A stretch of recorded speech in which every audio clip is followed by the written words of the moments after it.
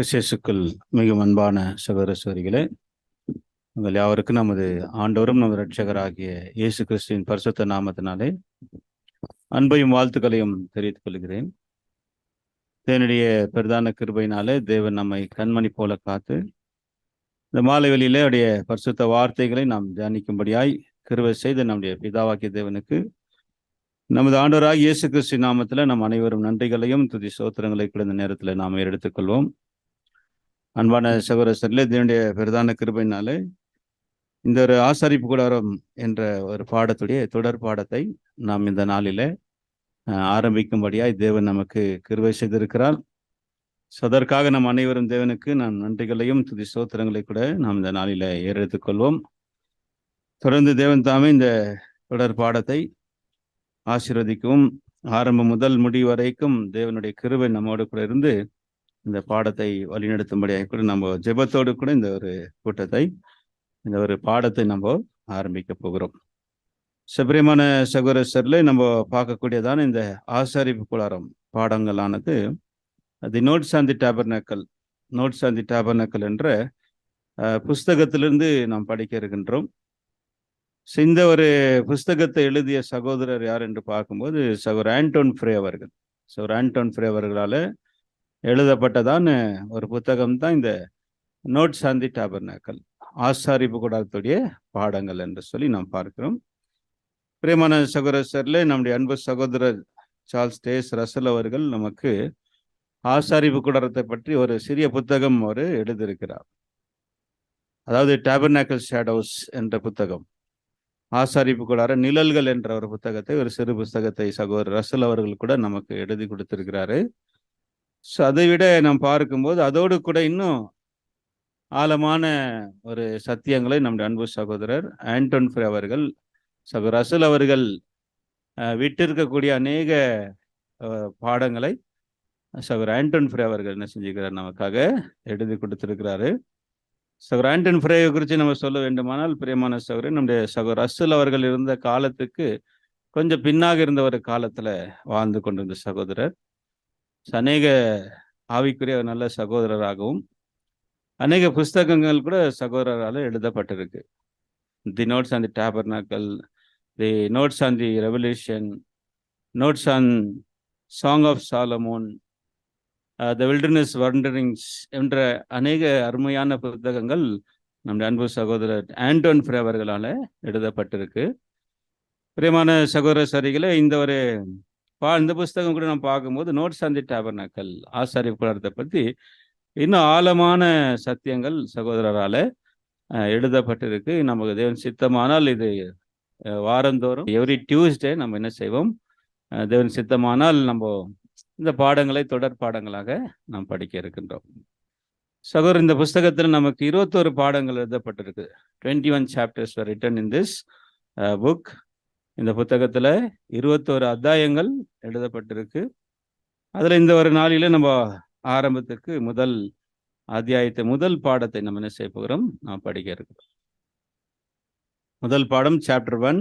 இந்த பாடத்துடைய தலைப்பு ஆசாரிப்பு கூடாரத்தின் ஒரு கண்ணோட்டம், an overview of tabernacle, ஆசாரிப்பு கூடாரத்தின் ஒரு கண்ணோட்டம் என்ற தலைப்பில் எழுதப்பட்டதான இந்த பாடம் நாம் பார்க்க போகிறோம். பிரியமான சகோதர சரிகளை, நம்ம ஆசாரிப்பு கூடாரத்தை பற்றி நம்ம அடிப்படை சத்தியத்தில், பேசிக் பாடத்தில் நம்ம என்ன செய்திருப்போம், ஒரு பாடமாக நாம் படிச்சிருப்போம் இல்லைங்களா. ஒரு பாடம் நமக்கு ஆசாரிப்பு கூடாரம் என்ற ஒரு பாடம் நமக்கு அடிப்படை சத்தியத்தில் நாம் படிச்சிருப்போம். அந்த பாடத்தில் நம்ம இதோடைய அவுட்லைன் தான் படிச்சிருப்போம். இதோடைய ஒரு மேலோட்டம், பிரகாரத்தை பற்றியும், பரிசுத்த ஸ்தலம், மகா பரிசுத்த ஸ்தலம், அப்புறம் அதில் இருக்கக்கூடிய பொருட்கள், இதையெல்லாம் நம்ம என்ன செய்திருப்போம், நம்ம பாடத்தில் நம்ம படிச்சிருப்போம். ஆனால் இந்த வரக்கூடிய இந்த பாடங்களில் இன்னும் ஆழமாக ஒவ்வொரு விஷயத்தை நம்ம என்ன செய்ய போகிறோம்னாக்கா பிரித்து நம்ம என்ன செய்ய போகிறோம், நம்ம படிக்க இருக்கின்றோம். இதை நம்ம என்ன செய்ய போகிறோம், பிரித்து படிக்க போகிறோம். அன்புக்குரிய சகோதர சகோதரிகளை, நம்ம ஒவ்வொரு விஷயத்தையும் இந்த பாடத்தில் ஒவ்வொன்றையும் நாம் பிரித்து இன்னும் ஆழமாக இந்த பாடத்தில் நம்ம சகோதரர் நமக்கு எழுதியிருக்கிறாரு. அது தேவனுக்கு சித்தமானால் நம்ம வரக்கூடிய காலங்களில் தொடர்ச்சியாக நாம் படிக்க போகிறோம். அன்பான சகோதர சரிகளே, இந்த ஆசாரிப்பு கூடாரத்தை குறித்து நாம் பார்க்கும்போது, இதுதான் தேவனுக்கென்று கட்டப்பட்ட முதல் ஆலயம். The tabernacle is the first temple of God. தேவனுக்கென்று தேவன் வாசம் பண்ணிய முதல் ஆலயம் எது அப்படின்னு கேட்டிங்கன்னா, அது இந்த ஒரு ஆசரிப்பு கூடாரம், தி டேபர்னக்கிள். பிரியமான சகோதர சரிகளே, நம் வேதத்தில் நம்ம பார்க்கும்போது இந்த ஒரு ஆசரிப்பு கூடாரத்தில் நாம் பார்க்கும்போது, கர்த்தராகிய இயேசு கிறிஸ்து பழைய ஏற்பாட்டில் ஆலயமாக எங்க வெளிப்பட்டிருக்கிறாரு, எங்க ஆண்டவர் இயேசுவை குறித்து பழைய ஏற்பாட்டில் நம்ம ஆலயமாக காண்பிக்கப்பட்டிருக்கு அப்படின்னு பார்த்தீங்கன்னா, இந்த ஒரு ஆசரிப்பு கூடாரத்தில் தான். இந்த ஆசரிப்பு கூடாரம் தேவனுடைய ஆலயமாக இருந்தது என்பதற்கான வசனம் நம்ம எங்கே வாசிக்கிறோம் என்றால் 1 Samuel 3:3. The first verse was written in 1 Samuel 3:3, that the tabernacle is temple of God, temple of Lord என்ற ஒரு வார்த்தை நமக்கு இங்கே வாசிக்கிறோம். இந்த வாசனத்தை வாசிக்கும் போது நமக்கு என்ன இது புரியுதுன்னா, இந்த ஆசரிப்பு கூடாரம் என்னவாக இருந்தது என்றால், இது தேவனுடைய ஆலயமாக இருந்தது. வசனம் வாசிக்கலாம். 1 சாமுவேல் 3ஆம் அதிகாரம் 3வது வசனத்தை சகோதரிங்க ஏஞ்சல் சிஸ்டர் யாராவது வாசிங்க. தேவனுடைய பெட்டி இருக்கிற கர்த்தருடைய ஆலயத்தில் தேவனுடைய விளக்கு அணைந்து போகும் முன்னே சாமுவேல் படுத்து கொண்டிருந்தான். பாருங்க அன்புக்குரிய சகோதர சரிகளை, நம்ம பார்க்கும்போது இங்கேதான் நம்ம வசனத்துல வாசிக்கிறோம், தேவனுடைய பெட்டி இருக்கிற கர்த்தருடைய ஆலயம், த டெம்பிள் ஆஃப் காட், கர்த்தருடைய ஆலயம் என்று இங்க சொல்லப்பட்டிருக்குது. அதனால இந்த ஆசரிப்பு கூடாரம் என்னவாக இருந்தது என்று பார்க்கும்போது, இது தேவனுடைய ஆலயம். This is the temple of God, the tabernacle is temple of God என்று நாம் பார்க்கிறோம். சரி, பிரியமான சகோதர சரிகளே, இந்த ஆசாரிப்பு கூடாரத்தை கட்டுவதற்கான அனைத்து விவரங்கள், டீட்டெயில்ஸ், இதை கட்டுவதற்கான அநேக விவரங்களை தேவன் மோசேக்கு மலையின் மேல என்ன செய்தார், அதை காண்பித்திருந்தார். மோசே 40 நாள் அங்கே மலையின் மேல புசிக்காமல் குடிக்காமல் 40 நாள் என்ன இருந்தாரு, சீனாய் மலையில அவர் இருந்த போது தேவன் அவருக்கு என்ன செஞ்சார்னாக்கா, இந்த ஆசாரிப்பு கூடாரத்தை எப்படி கட்ட வேண்டும், என்னென்ன பொருட்களை கொண்டு கட்டணும், அந்த மெட்டீரியல்ஸ், அதோடைய கன்ஸ்ட்ரக்ஷன் பற்றி முழு விவரங்கள் தேவன் அவருக்கு என்ன செஞ்சாரு, காட்டியிருந்தார். என்னென்ன பொருட்கள் பயன்படுத்தணும், ஒவ்வொரு பொருட்களுடைய அளவுகள் என்ன என்பதையெல்லாம் தேவன் அவருக்கு தெளிவாக காண்பித்திருந்தார். பிரியமான சகோதர சரிகளே, அதில் ஏதாவது ஒரு சிறு தவறு ஏற்பட்டிருந்தால் கூட, ஒரு சின்ன மிஸ்டேக்கு மோசே தேவனுக்கு காண்பிக்கப்பட்ட, தேவன் அவர் காண்பித்த மாதிரியே அவர் செய்யாமல் ஏதாவது தவறு செய்திருந்தார், ஆனால் என்ன ஒரு தண்டனை அவருக்கு இருந்துச்சு அப்படின்னு பார்க்கும்போது, பிரியமானவர்கள், அது மரண தண்டனை அவருக்கு இருந்துச்சு. ஏன்னா தேவன் ஆசரிப்பு கூடார விஷயத்துல தேவன் ரொம்ப சீரியஸா இருந்தாரு. ஏன்னா நம்ம பார்க்கும்போது ஆசரிப்பு கூடாரத்துல தவறு செய்தவர்கள் அநேகர் என்ன செய்திருக்காங்க, தண்டிக்கப்பட்டிருக்கிறாங்கன்னு பைபிள்ல நமக்கு அநேக விஷயங்கள் நம்ம படிக்கலாம், நம்ம தொடர்ந்து பின்னாடி பார்ப்போம். ஆனால் பிரியமான சகோதர சரிகளே, மலையில தேவன் அவருக்கு எப்படி காண்பித்தாரோ அதே போல மோசே என்ன செய்தாரு, இந்த ஆலயத்தை அவர் கட்டி முடிச்சார். வசனம் வாசிக்கலாம்.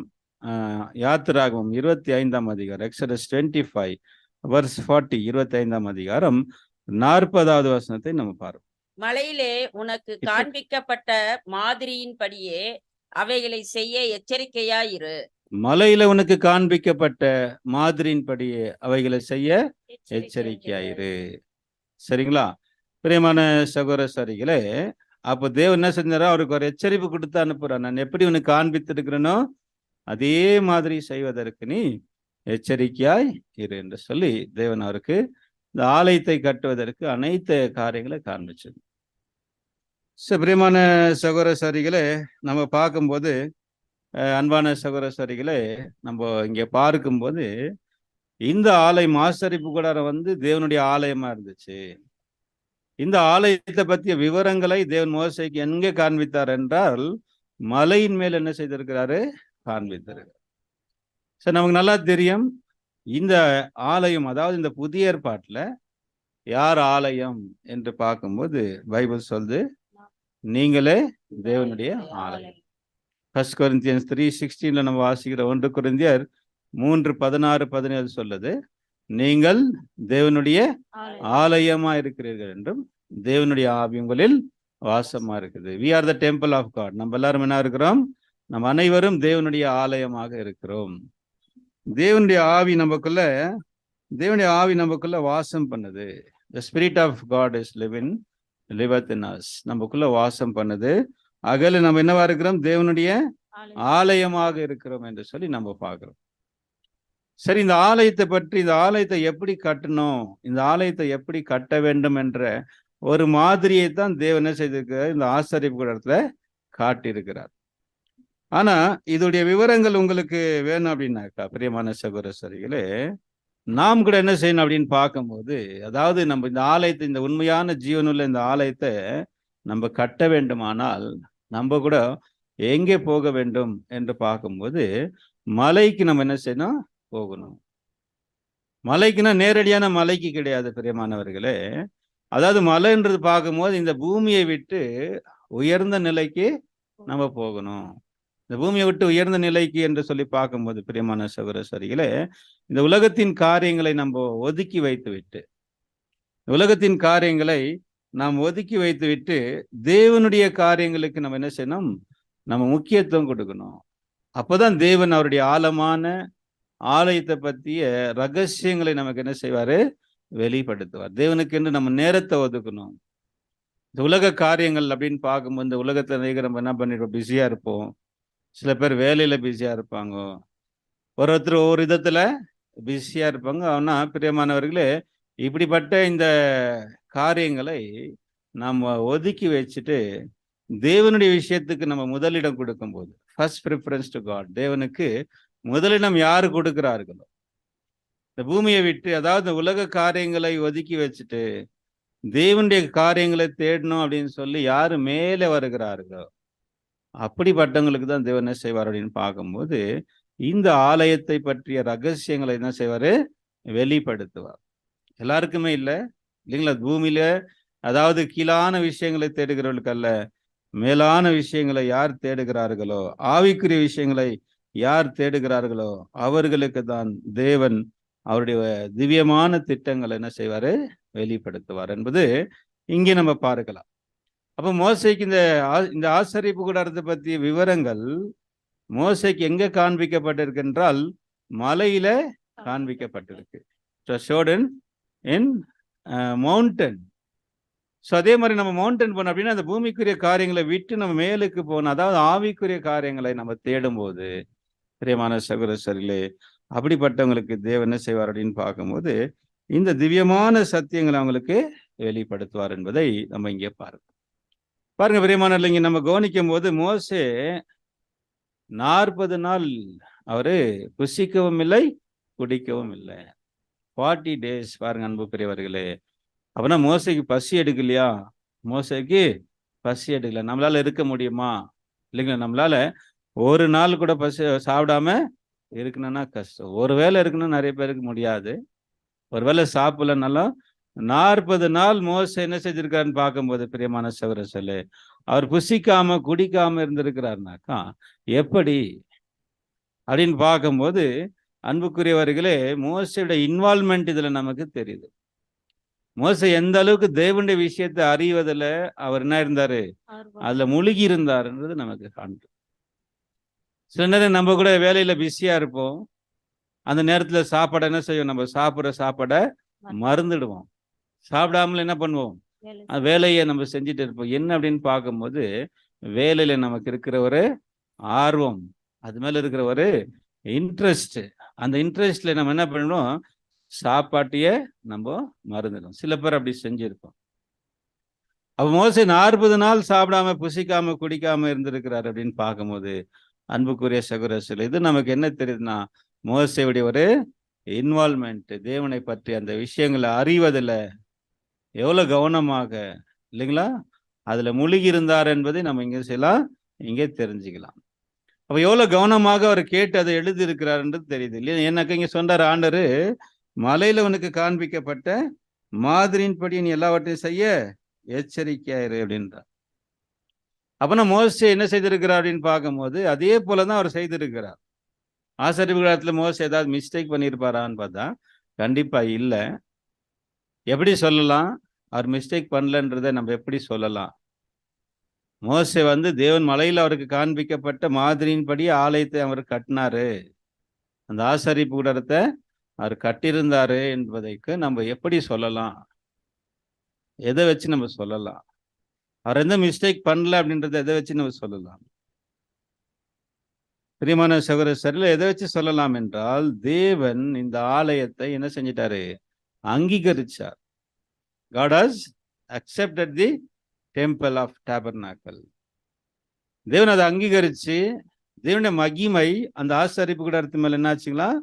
இறங்கினது என்று சொல்லி நம்ம பார்க்கிறோம்.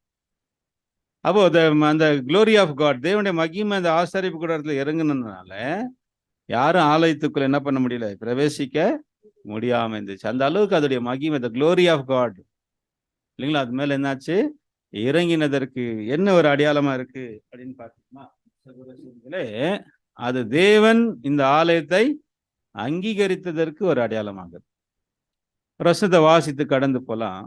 யாத்ராகமம் 40ஆம் அதிகாரம், எக்ஸோடஸ் 40th சாப்டர்ல தேவன் இந்த ஆலயத்தை அங்கீகரித்தார். அவர் மோசே இந்த ஆலயத்தை கட்டி அதை பிரதிஷ்டை பண்ணும்போது அங்கே என்ன நடந்தது என்று நம்ம பார்க்கும்போது வசனத்தை வாசிக்கலாம். 40ஆம் அதிகாரம் 33வது வசனத்திலிருந்து சில வசனங்கள் நம்ம வாசிக்கலாம். பின்பு அவன் வாசஸ்தலத்தையும் பலிபீடத்தையும் சுற்றி பிரகாரத்தையும் நிறுத்தி பிரகாரத்தின் தொங்கு திரையை தொங்க வைத்தான். இவ்விதமாய் மோசே வேலையை முடித்தான். பாருங்க பிரியமானவர்ல, மோசே கம்ப்ளீட்டா அந்த ஆசாரிப்பு கூடாரத்தை அவர் என்ன செய்யறாருன்னா கட்டி முடிச்சிட்டார். Was completed the tabernacle. அப்ப என்ன நடந்துச்சு அப்படின்னு பார்க்கும்போது 34 and 35 படி. அப்பொழுது ஒரு மேகம் ஆசாரிப்பு கூடாரத்தை மூடினது. கர்த்தருடைய மகிமை வாசஸ்தலத்தை நிரப்பிற்று.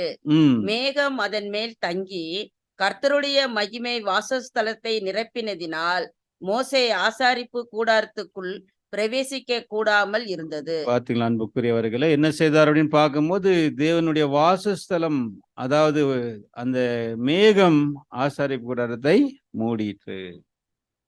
அப்புறம் கர்த்தருடைய மகிமை வாசஸ்தலத்தை நிரப்பிற்று. The glory of God was filled the temple of God. அப்புறம் தேவன் அந்த ஆலயத்தை என்ன செஞ்சிட்டாரு? தேவன் அதை அங்கீகரித்தார். ஏன் அங்கீகரித்தார்னா தேவன் சொன்ன மாதிரியே அது செய்யப்பட்டிருக்குது. தேவன் சொன்ன மாதிரியே அது செய்யப்பட்டதுனால அதை அங்கீகரித்தார் என்று நாம் பார்க்கிறோம். பிரியமானவர்களே, இங்க நம்ம என்ன கவனிக்கிறோம் அப்படின்னு பார்க்கும்போது நாம் தான் இந்த ஆலயமாக இருக்கிறோம். யாரா இருக்கிறோம்? நாம் அனைவருமே என்னவா இருக்கிறோம்? தேவனுடைய ஆலயமாக இருக்கிறோம். இந்த ஆலயத்துல என்னெல்லாம் பொருட்கள் இருக்கணும், எப்படி இந்த ஆலயத்தை கட்டணும்ன்றதான் தேவன் என்ன பண்ணிக்கிறாருன்னா இந்த ஆசாரிப்பு கூடாரத்துல காண்பிச்சிருக்கிறாரு.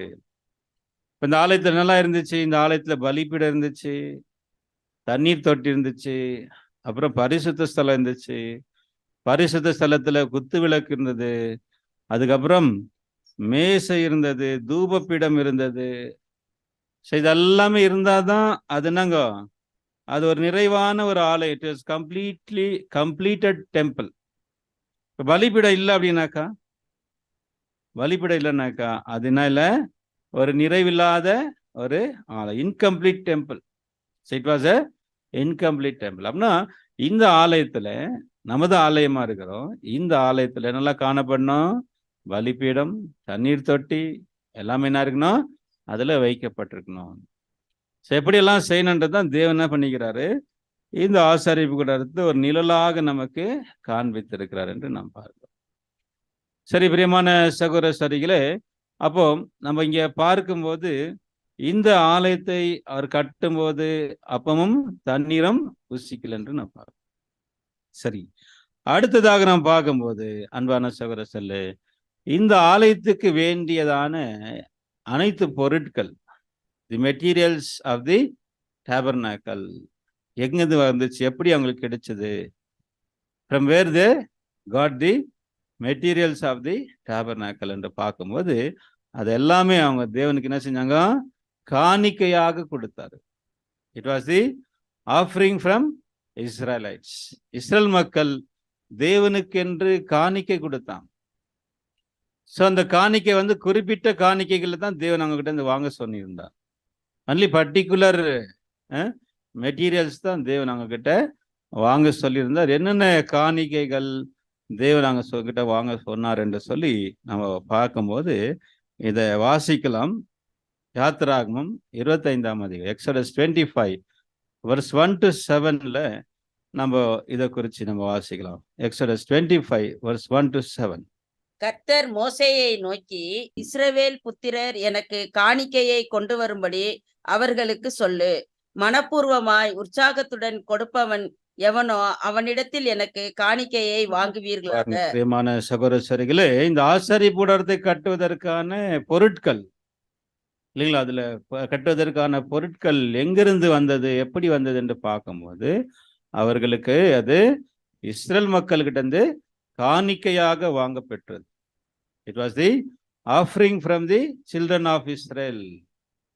அது யாருக்கிட்ட வாங்க சொன்னாருனாக்கா, மனப்பூர்வமாக உற்சாகமாக கொடுக்குறவங்க கிட்ட வாங்க சொன்னார். மனசு இல்லாம மன விருப்பம் இல்லாம கொடுக்குறவங்க கிட்ட இல்ல, யார்கிட்ட வாங்க சொன்னாரு? மனப்பூர்வமாக கொடுக்குறவங்க.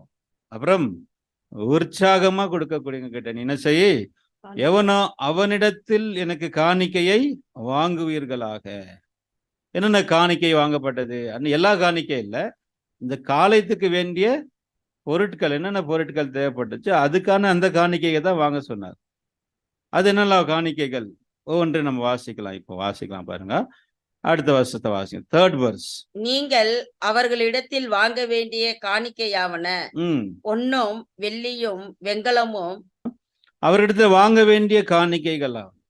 ரொம்ப சிம்பிளா இதை நம்ம மைண்ட்ல வச்சுக்கலாம். மெட்டல்ஸ் எடுத்துக்கிட்டீங்கன்னாக்கா கோல்ட், சில்வர் அண்ட் காப்பர்.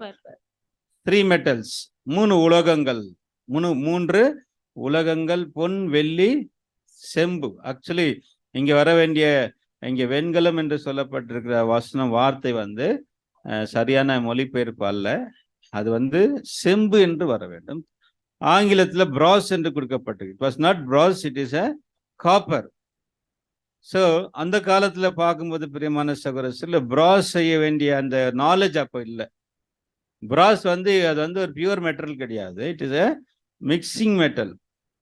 அதாவது காப்பரும் டின் என்ற 2 மெட்டல்ஸ் இருக்கிறதுல மிக்சிங் ஆயிருக்கும், அது காப்பர். பிரான்ஸ் சொல்லப்பட்ட சில இதுல பாத்தீங்கன்னா பிரான்ஸ் சொல்லப்பட்டிருக்குது. பிரான்ஸ் வந்து காப்பர் அண்ட் ஜிங்க்னா இருக்கும், மிக்சிங்கா இருக்கும். அந்த காலத்துல இந்த காம்பனன்ட் வந்து அந்த காலத்துல இருந்தவங்களுக்கு தெரியாது, இந்த மிக்சிங் மெட்டல் மிக்சிங் காம்பனன்ட் தெரியாது. ஆனா பிரியமான சகோதரர்களே, அங்கே பியூர் மெட்டல்ஸ் தான். பியூர் மெட்டல்னா கலப்படம் இல்லாத உலகம் தான் இருந்துச்சு. அது என்னன்னாக்கா பியூர் காப்பர், செம்பு என்பதுதான் சரியான மொழிபெயர்ப்பு பிரியமான சகோதரர்களே. சரி, மைண்ட்ல வச்சுக்கலாம் என்னென்ன காணிக்கைகளை அங்க வாங்கினார்கள். What are the offerings in metals? Gold, silver and copper, 3 metals. Okay, அடுத்து த்ரெட்ஸ், நூல்கள் இல்லைங்களா. அடுத்து என்னன்னா நூல்கள், த்ரெட்ஸ். நம்ம பார்க்கும்போது 4 கலர்ஸ் ஆஃப் தி த்ரெட்ஸ் இல்லைங்களா. அந்த நூல்கள் என்னென்ன நூல்கள்னா இளநீலம், ரத்தாம்பரம், சிவப்பு, மெல்லிய பஞ்சு நூல். ஓகே, என்னங்க blue, purple, scarlet and fine linen and goats hair. அதாவது வெள்ளாட்டு மயிர், வெள்ளாட்டுடைய மயிர். 4 நிறங்கள் கொண்ட என்னங்க நூல்கள், நினைவில் வச்சுக்கோங்க. அப்புறம் வெள்ளாட்டு மயிர் இல்லைங்களா, தி கோட்ஸ் இயர் என்று நாம் பார்க்கணும். ஸோ இதெல்லாம் தேவன் அவங்ககிட்ட வாங்க சொல்லியிருந்தாரு. அப்புறம் நெக்ஸ்ட் 5th verseல ஸ்கின்ஸ். என்னென்ன ஸ்கின்ஸ் அப்படின்னு பார்க்கும்போது சிவப்பு தீர்த்த ஆட்டுக்கடா தோல், தகசு தோல். ஓகே, மெட்டல்ஸ் என்னங்க gold, silver, copper. Threads 4 colours of threads, blue, purple, scarlet and white, linen. அப்புறம் ஸ்கின்ஸ் பார்க்கும்போது நாங்கள் கோட்ஸ், நாங்கள் ram skin, red dyed ram skin and badgers skin, ஆட்டுக்கடா தோல். அப்புறம் சித்தி மரம், உட் வாங்க சொன்னார். அவங்ககிட்ட மரத்தை வாங்க சொன்னாரு. என்ன மரம்? சித்திமார். அப்ப அவங்ககிட்ட என்னெல்லாம் இருந்திருக்குது? அவங்ககிட்ட தோல் வச்சிருந்துருக்கிறாங்க நிறைய பேரு, சில பேர் நூல்கள் வச்சிருந்துருக்கிறாங்க, சில பேர் மரங்களை வச்சிருந்துருக்கிறாங்க. ஸோ அவங்ககிட்ட வாங்கின இந்த பொருட்கள், இந்த பொருட்களை தேவன் காணிக்க வாங்க சொல்லியிருந்தார். அப்புறம் நெக்ஸ்ட் 6th verse என்ன சொல்லுதுன்னா, விளக்கெண்ணையும் அபிஷேக தைலத்துக்கு பரிமள வர்க்கத்துங்களுக்கும் தூப வர்க்கமும் சுகந்த வர்க்கங்கள். ஆயில் என்ன ஆயில் பார்த்தீங்கன்னா ஆலிவ் ஆயில். அவங்க யூஸ் பண்ண ஆயில் எதுங்க? ஒலிவ எண்ணெய். விளக்கு எரி வைக்கிறதுக்கு ஒலிவ எண்ணெய், to light the lamp. And அப்புறம் அபிஷேகத்துக்கு அந்த எண்ணெய், அப்புறம் பரிமள வர்க்கங்கள்.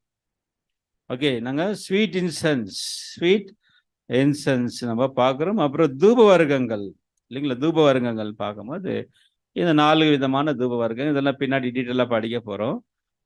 அப்புறம் என்னென்ன பார்க்கணும்? குங்கிலியம், வெள்ளைப்போளம், அப்புறம் சுத்தமான சாம்பிராணி, அப்புறம் அல்பான் பிசின், ஒனிகா, ஸ்டாக்கல், பிராங்கின்சன்ஸ் அண்ட் கேல்பானம்ன்ற இந்த விதமான இதெல்லாம் வாசனை தரக்கூடிய பொருட்கள். இதெல்லாம் இல்லையா? சாம்பிராணி எல்லாம் போட வீட்டில் இல்லைங்களா? அந்த மாதிரி இதெல்லாம் வாசனை தரக்கூடியதான பொருட்கள். இது தூப வர்க்கத்துக்கும் பரிமள தைலம் செய்வதற்கு பயன்படுத்தப்பட்டிருக்கு. இதோடைய விவரங்களை நம்ம பின்னாடி பார்க்கலாம். சரி, அடுத்து என்ன பொருள் அப்படின்னு பார்க்கும்போது, ஆசாரிய கூடாரத்துக்கு காணிக்கையாக வாங்கப்பட்ட பொருட்கள். 7ஆம் வசனம் என்ன சொல்றது? ஏபத்திலும் மார்பதக்கத்திலும் பதிக்கும் கோமேதக கற்கள், ரத்தின கற்கள். பிரியமான சகோதரர்ல என்ன இருக்குது? Onyx stones and the stones to be set in the ephod and the breastplates. Onyx stones என்று பார்க்கும்போது இது ரத்தின கற்கள் இல்லைங்களா? அப்படின்னா இஸ்ரேல் மக்கள் ரொம்ப பணக்காரா இருந்திருக்கிறாங்க இல்லைங்களா? அவங்ககிட்ட என்ன இருந்திருக்குது? பிரஷியஸ் ஸ்டோன், இது ரத்தினங்கள் இருந்திருக்கு. நம்மகிட்ட இருக்கா? டைமண்ட் யாராவது வச்சுருக்கிறீங்களா? டைமண்ட் யாரோ வைக்கிற மாதிரி இல்லை. ஒருவேளை வச்சிருந்தாலும் வச்சிருப்போம், யாருக்கும் தெரியாம இல்லைங்களா? பிரியமானவர்களே, இஸ்ரேல் மக்கள்கிட்ட என்ன இருந்திருக்குது? இஸ்ரேல் மக்கள்கிட்ட ரத்தின கற்கள் இருந்திருக்கு. இதெல்லாம் அவங்களுக்கு யார்கிட்ட இருந்து வாங்கிட்டு வந்தாங்க அப்படின்னு பார்க்கும்போது, பிரியமானவர்களே, எகிப்துல அவங்களுடைய நேபர்ஸுங்க என்ன செஞ்சாங்க? அவங்களை அனுப்பும்போது கொடுத்து அனுப்பிச்சாங்க. வெள்ளி உடைமைகள், பொன் உடைமைகள், இதெல்லாம் அவங்களுக்கு என்ன பண்ணாங்க? கொடுத்து அனுப்பிச்சிருக்கோம். அப்படின்னா இஸ்ரேல் மக்கள்கிட்ட ரத்தினங்கள்லாம் இருந்திருக்கு அப்படின்னு பார்க்கும்போது உண்மையாகவே அவங்க நல்லா ரிச்சா தான் இருந்திருக்கிறாங்கன்னு சொல்லி நம்ம பார்க்குறோம் பெரியமானவர்ல. சரி, இன்னொரு விஷயம் நம்ம கவனிக்கும் போது, அன்புக்குரிய சகோதர சரிகளே, இஸ்ரேல் மக்கள் தேவனுக்கு பாராட்ட வேண்டிய ஒரு விஷயம் என்னன்னு பார்த்தீங்கன்னா, இஸ்ரேல் மக்கள்கிட்ட நிறைய நெகட்டிவ் பாயிண்ட் தான் இருக்கு. ஆண்டவர் வந்து அவங்கள குறித்து சொல்லும் போது எப்படி சொல்லுவார்? அவங்கள வணங்கா கழுத்துள்ளங்க இல்லைங்களா? என்னங்க மாதிரி ஸ்டிப் நெக்கட் பீப்புள். ஸ்டிப் நெக்குன்னா எதுக்குமே என்ன மாட்டாங்க? பெண்டே ஆக மாட்டாங்க. ரொம்ப ஸ்டபன், ரொம்ப கடினமான ஜனங்க தான் இந்த இஸ்ரேல் மக்கள்னு சொல்லி ஆண்டவர் அவங்கள குறித்து ரொம்ப நெகட்டிவ் பாயிண்ட்டுங்க தான் சொல்வார். ஆனால் அவங்ககிட்ட ஒரு பாசிட்டிவ் பாயிண்ட் ஒன்று இருக்கு பிரியமானவர்களே. அவங்ககிட்ட பாராட்ட வேண்டிய ஒரு விஷயம் என்னன்னு கேட்டீங்கன்னா, அன்புக்குரிய சகோதர சரிகளே, தேவனுக்கு கொடுக்கிற விஷயத்துல ரொம்ப உதாரத்துவமா கொடுப்பாங்க. தேவனுக்கு கொடுங்க, காணிக்க கொடுங்க அப்படின்னு சொன்னாக்கா என்ன செய்வாங்க தெரியுங்களா? அன்பான சகோதரர்களே, தன்னுடைய கழுத்துல இருக்கிறதெல்லாம் கழட்டி குத்துருவாங்க, தன்னுடைய காதுல இருக்கிறதெல்லாம் கழட்டி குத்துருவாங்க, தன்னுடைய கையில இருக்கிறது வளையல், கம்பல், செயின் எல்லாம் கழட்டி போட்டுருவோம். நான் ஒரு அனௌன்ஸ்மெண்ட் கொடுக்குறேன். சபைக்காக, ஊழியத்துக்காக உங்களுடைய கைகள், என் கால்கள்ல, கழுத்துல இருக்கிற எல்லா நகைகளும் கழட்டி கொடுங்க அப்படின்னா நம்ம என்ன ஆகும்? அப்படியே ரைட் அபவுட் டர்ன் ஆயிடும். ஆனா இஸ்ரேல் மக்கள் அப்படி இல்லை பிரியமான சகோதரர்களே. தேவனுக்கு கொடுக்குற விஷயத்த ரொம்ப உதாரத்துவமா இருந்தாங்கன்ட்டு நம்ம பைபிள் சொல். எப்படி சொல்லலாம் அப்படின்னு பார்க்கும்போது, மோசே சொல்லிட்டாரு, இனிமேல காணிக்கைய கொண்டு வர வேண்டாம், இந்த ஆலயம் கட்டுவதற்கு போதுமான காணிக்கையை விட அதிகமான பொருட்களை ஜனங்க என்ன பண்ணாங்களாம்? கொண்டு வந்து கொடுத்தாங்க. வசனம் வாசிக்கலாம் பாருங்க. Exodus 36 verse 5 and 6. யாத்திராகமம் 36ஆம் அதிகாரத்துல 5-6 வசனங்களை நம்ம வாசிக்கலாம். மோசேயை நோக்கி, போதும். கர்த்தர் செய்யும்படி கற்பித்த வேலைக்கு வேண்டியதற்கு அதிகமான பொருட்களை ஜனங்கள் கொண்டு வருகிறார்கள் என்றார்கள். பாத்தீங்களா? அதாவது ஆசரிப்பு கூடாரத்துக்கு வேண்டிய பொருட்களுக்கு அதிகமான பொருட்கள் இல்லைங்களா? மோர் இனஃப், மோர் தென் இனஃப் இல்லைங்களா? they bringing much more than enough. அப்புறம் என்ன பண்ணாங்களா பாருங்க பிரியமான, அடுத்த வசனம் வாசிங்க. அப்பொழுது மோசே, இனி புருஷர்களாவது ஸ்திரீகளாவது பரிசுத்த ஸ்தலத்துக்கென்று காணிக்கையாக ஒரு வேலையும் செய்ய வேண்டாம் என்று பாளையம் எங்கும் கூறும்படி கட்டளையிட்டான். பாத்தீங்களா? சர்ச் ஹிஸ்டரியில இதாங்க ஃபர்ஸ்ட் அனௌன்ஸ்மெண்ட் ஆயிருக்கு. என்ன அனௌன்ஸ்மெண்ட்? காணிக்கைய வேண்டாம் அப்படின்னு. எந்த சர்ச்சிலையாவது, எந்த சபையிலையாவது, இல்லை எந்த கோயில்லையாவது காணிக்கை கொண்டு வராதீங்கோ அப்படின்னு யாராவது சொல்லியிருப்பாங்களா? நிறைய பேருக்கு எவ்வளவு கொடுத்தாலும் பத்தாது இல்லைங்க. முக்கியமா இந்த பாஸ்டர்ஸ்க்கு தான் நிறைய என்ன பண்றாங்க, காணிக்கைன்ட்டு கலெக்ஷன் பண்றாங்க. எவ்வளவோ கொடுத்தாலும் பத்தாது இல்லைங்களா? கலெக்ஷன் கம்மி ஆச்சுனாக்க உடனே பிரசங்கம் எதை குறிச்சுதான், உடனே காணிக்கை பத்தி மல்கியால ஒரு என்னங்க அந்த வசனத்தை வச்சுக்கின்னு காணிக்கை கொடுங்க. பாருங்க, கரெக்டா சொல்லிட்டார் மஞ்சு பத்தார் இல்லைங்களா? மல்கியா 3:10 இல்லைங்களா? மனுஷன் தேவனை வஞ்சிக்கலாமா? நீங்க என்ன வஞ்சித்தீர்கள்? தசம பாகத்திலும் காணிக்கையில வஞ்சித்தீங்க. பாவம், ஜனங்க எவ்வளவுதான் கொடுப்பாங்க இல்லைங்களா? ஆனா இன்றைக்கு பார்க்கும்போது இப்படி இருக்கு. ஆனா பிரியமான சகோதரர் இல்ல, இஸ்ரேல் மக்கள் தேவனுக்கு கொடுக்கிற விஷயத்துல எப்படி இருந்துக்கிறாங்கனாக்கா ஊதாரத்துவமாக இருந்துங்க. அதான் ஆண்டவர் சொன்னாரு இல்லைங்களா? மனப்பூர்வமாகவும் உற்சாகமாக கொடுக்கிறவனிடத்தில் காணிக்கைய வாங்குன்னு சொன்னார். பாருங்க அன்புக்குரிய சகோதர சரிகளே, அதனால்தான் மோசே மலைக்கு போயிருந்த போது ஆரோன் என்ன செய்யறாரு? Aaron கன்றுக்குட்டியை உண்டாக்குறாரு.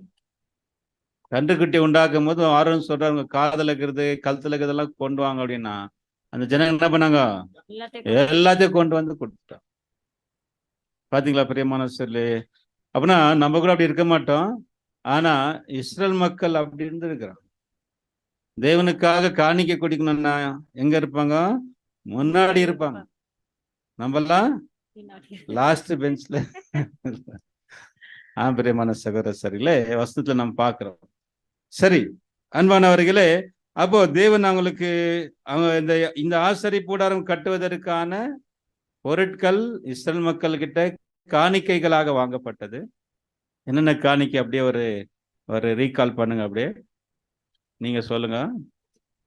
Gold metals, 3 metals, gold, silver, copper. அப்புறம் த்ரெட்ஸ் இல்லைங்களா? எது? Blue, purple, scarlet, white linen இல்லைங்களா? 4 நிறங்கள் இல்லைங்களா? இளநீலம், ரத்தாம்பரம், சிவப்பு, மெல்லிய பஞ்சு நூல், அப்புறம் வெள்ளாட்டு மயிர், கோட்சியர். Very good. அப்புறம் தோல், ஸ்கின், 2 ஸ்கின்ஸ் இல்லைங்களா? ஒன்னு ராம் ஸ்கின் அண்ட் பஜர் ஸ்கின் இல்லைங்களா? சிவப்புத்தி ஆட்டுக்கடா தோல், அப்புறம் தகசு தோல், அப்புறம் சித்தி மரம், அப்புறம் என்னங்க? ஆயில், விளக்கெண்ணெய் இல்லைங்களா? அப்புறம் தூப வர்க்கங்கள் இல்லைங்களா? இன்சென்ஸ், பிராங்க் இன்சென்ஸ் இல்லைங்களா? இது அவங்க காணிக்கையா கொண்டு வரப்பட்டது. அப்புறம் கடைசியா ஸ்டோன்ஸ், பிரஷியஸ் ஸ்டோன்ஸ் இல்லைங்களா? ஆனிக் ஸ்டோன்ஸ் இல்லைங்களா? இத்தனை காணிக்கைகள் தேவன் அவங்களுக்கு கொடுத்தாரு. எப்படி கொடுத்தாங்க? போதும் சொல்ற அளவுக்கு, இனஃப் அப்படின்னு சொல்ற அளவுக்கு தேவனுக்காக கொடுத்திருக்கிறார்கள் என்று சொல்லி நம்ம பார்க்கிறோம். சரி பிரியமானவர்களே, அடுத்ததாக நாம் பார்க்கும்போது இந்த ஆசரிப்பு கூடாரம் 40 வருஷ காலங்கள் இஸ்ரேல் மக்களோடு கூட வனாந்திரத்துல அவங்களோடு கூட சேர்ந்து இதுவும் அலைந்து கொண்டு இருந்துச்சு இல்லைங்களா? இஸ்ரேல் மக்கள்னா நாங்க வனாந்திரத்துல அலைஞ்சு திரிஞ்சாங்க இல்லைங்களா? எவ்வளவு நாள் அலைஞ்சு திரிஞ்சாங்க? 40 வருஷங்கள். தெரியலைங்களா அது எதுக்காகன்ட்டு? எதுக்காகங்க? தேவன் என்ன செஞ்சுட்டாங்க? பக்கம்தான், 4 நாள் 5 நாள் ஒரு வாரத்துல கூட போய் சேர்ந்துடலாம் கானான் தேசத்துக்கு எகிப்துல இருந்து. ஆனா 40 வருஷம் அவங்கள தேவன் அழிய விட்டார். அலைஞ்சி திரிஞ்சாங்கன்ட்டு வசனம் இருக்கு. எதுக்காகன்னு பார்க்கும்போது அவங்களுடைய பாவங்கள், அவங்களுடைய முறுமுறுப்பு, அவங்களுடைய அவிசுவாசம். தேவன் அவங்கள விசுவாசிக்காத 10 முறை அவரை பரீட்சை பார்த்தாங்க, 10 times. எந்த கணக்குப்படி அவங்கள 40 வருஷம் அழிய விட்டார் நமக்கு தெரியலைங்களா? என்ன கணக்கு வச்சு தேவன் அவங்கள 40 years அவங்கள wondering why they were wondering 40 years. What was the calculation? என்ன அந்த கணக்கு? வெரி குட் இல்லைங்களா? என்னங்க மோசே என்ன பண்றாரு? வேவுக்காரர்களை அனுப்புறார். Spies sent to Canaan to spy. நாங்க 12 பேர் போறாங்க இல்லைங்களா? 40 நாள் வேவு பார்க்குறாங்க, 40 days. அவங்க என்ன பண்றாங்க? அங்க வேவு பார்த்துட்டு வந்து என்ன பண்றாங்க? துர்செய்திகளை பரப்புனாங்கன்னு சொல்லி வசனம் சொல்றாங்க. துர்செய்திகளை பரப்பும் போது எல்லா ஜனங்களும் என்ன பண்ணிட்டாங்க? அழுவ ஆரம்பிச்சுட்டாங்க. உட்காந்து அழுகுறாங்க. நாங்க எகிப்துல இருந்தாலும் நல்லா இருந்துச்சு, எங்களை சாவடிக்க வாங்கி கூட்டின்னு வந்தீங்கன்னு சொல்லி ஒருத்தர் ஒரு மூலையில உக்காந்துங்கன்னு என்ன செய்றாங்க? அழுகுறாங்க. பிரதர் சொன்னார் பாருங்க, என்னங்க ஒப்பாரி வச்சுட்டு இருக்கிறாங்கன்னு சொல்லி பாருங்க பிரியமான. என்னது? ஏன் அவங்க அழுகுறாங்க? எதுக்காக அழுகுறாங்க? பயம், விசுவாசம் இல்ல. யாரு மேல? தேவன் மேல விசுவாசம் இல்ல. பாருங்க பிரியமான, இப்பதான் அவங்க எகிப்துன்னு வந்தாங்க இல்லைங்களா? தேவன் அங்க என்னெல்லாம் செஞ்சாரு இல்லைங்களா? என்ன செஞ்சாரு? 10 வாதைகள் செஞ்சாரு. எகிப்திய கலங்கடிச்சிட்டாரு இல்லைங்களா? எகிப்திய என்ன பண்ணிட்டாரு? கலங்கடிச்சிட்டாரு. 10 வாதைகள் நம்ம பார்த்துருக்கோம் இல்லைங்களா? இஸ்ரேல் மக்களை மட்டும் ஸ்பெஷலா ப்ரொடெக்ட் பண்ணார். சரி, அங்க வந்தாங்க. செங்கடலே அவங்க கண்ணு முன்னாலே கடல் 2 என்ன ஆகுது? 2 பிரியுது. கடல் பிரியுதுன்னா கொஞ்சம் யோசனை பண்ணிப்பார். அப்படியெல்லாம் தேவன் அற்புதம் செஞ்சு அவங்களை நடத்தி வந்தார். சாப்பிட்றதுக்கு சாப்பாடு கேட்டாங்க, வானத்துல இருந்து மண்ணா பொழிது. அங்க சாப்பாடே கிடைக்காது இல்லைங்களா? அங்கெல்லாம் சாப்பாடு கிடைக்கிற சான்சஸே இல்லை. வானத்துல மண்ணா பொழிது. இறைச்சி கேட்டாங்க, என்ன கொடுத்தாரு? காடை கொடுத்தாரு. இல்லைங்களா? இவ்வளெல்லாம் அற்புதங்களை செஞ்சு அவங்கள அற்புதமா வழி நடத்திட்டு வராரு. ஆனா அவங்களுக்கு என்ன இல்லை? தேவன் மேல விசுவாசம் இல்லை.